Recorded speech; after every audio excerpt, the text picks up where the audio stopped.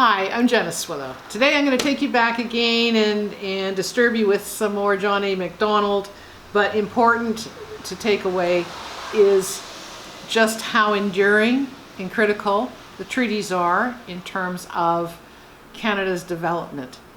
So I'm referencing a volume here of the Chronicles of Canada. Had Sir John Macdonald had his way, centralization would have gone much further, for he would have abolished the provincial governments entirely and set up a single parliament for the whole country.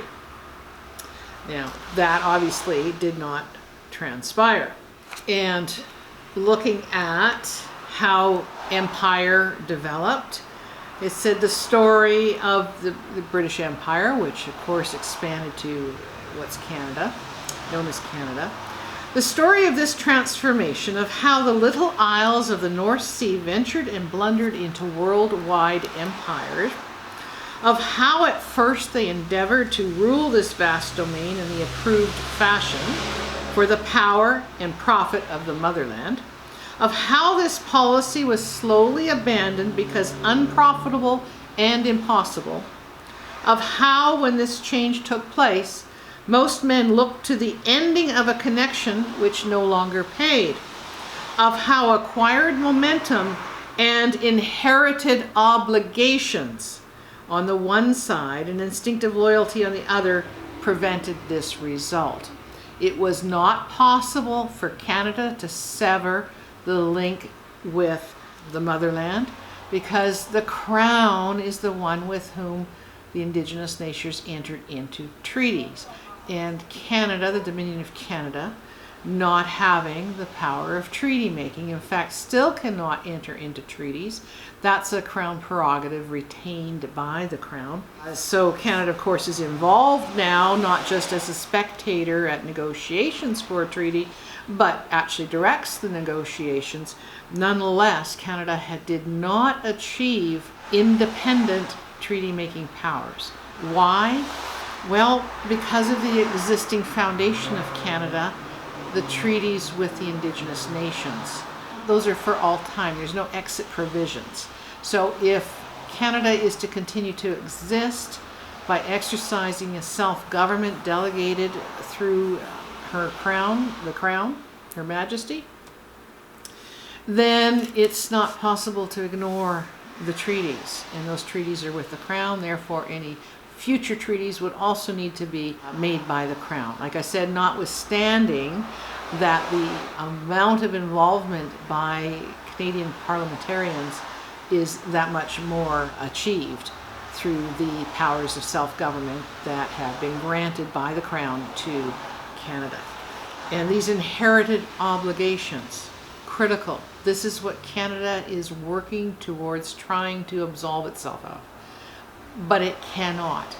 It cannot unilaterally do that. So instead, Canada spends billions of dollars in trying to co-opt Indigenous nationals into believing that the only way to resolve outstanding treaty issues and the circumstances, contrived circumstances that they're often put under, that they would need to abandon who they are and thus have those treaties fall and look to the largesse, if you will, of Canada in terms of dealing with Indigenous nationals then as mere domestic ethnic minorities.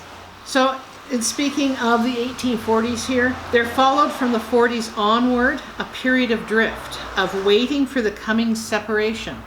When the trade monopoly, which was the object of empire, ceased, most men in Britain reasoned that the end of the empire, insofar as it included colonies settled by white men, could not be far distant. Yet the end did not come. Through radical politicians and publicists urged cutting the last link of connection, though conservative statesmen damned the wretched colonies as milestones around our necks, though undersecretaries said farewell to one last governor-general after another, and the London Times bade Canadians take up your freedom. Your days of apprenticeship are over. In spite of all, the colonies lingered within the fold. Some dim racial instinct, the force of momentum, or the grip of inherited obligations kept them together until gradually the times changed and another stage is set for delegation of self-government. But this emphasis on inherited obligations, those are the treaties. So Sir John A. Macdonald said, England, instead of looking upon us as a merely dependent colony, will have in us a friendly nation, a subordinate but still a powerful people, to stand by her in North America in peace as in war.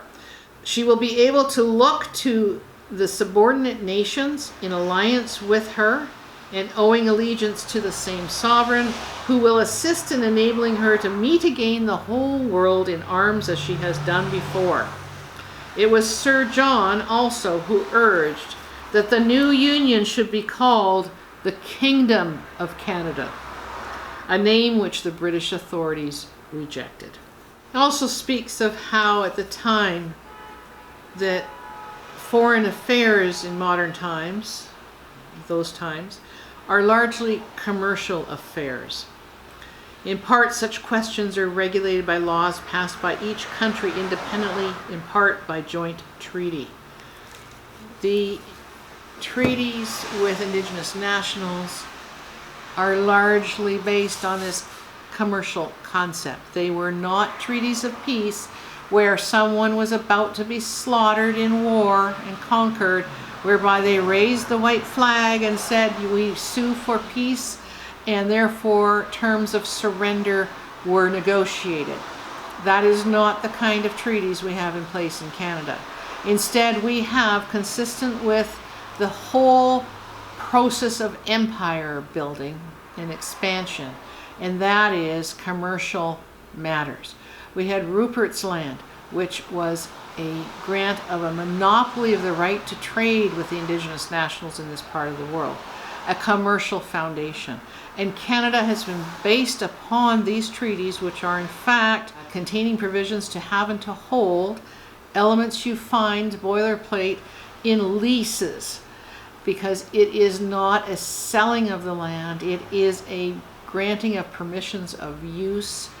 It is a granting of permissions that allow the Crown to exercise partial political sovereignty, not to own the lands outright. The interests of the Crown and the lands are beneath those of the Indigenous nations. And those treaties, because they were in place, would not allow the Crown to cut the ties with the Canadian colony, the Dominion of Canada. The Crown's hands are bound. The extent to which the Crown could issue and has issued self-governance rights to Canadian governments is limited, and therefore that right to enter into its own treaties by its own right was not part of the expansion of self-government that we saw in, for example, the Constitution Act of 1982. And that's all I have to say.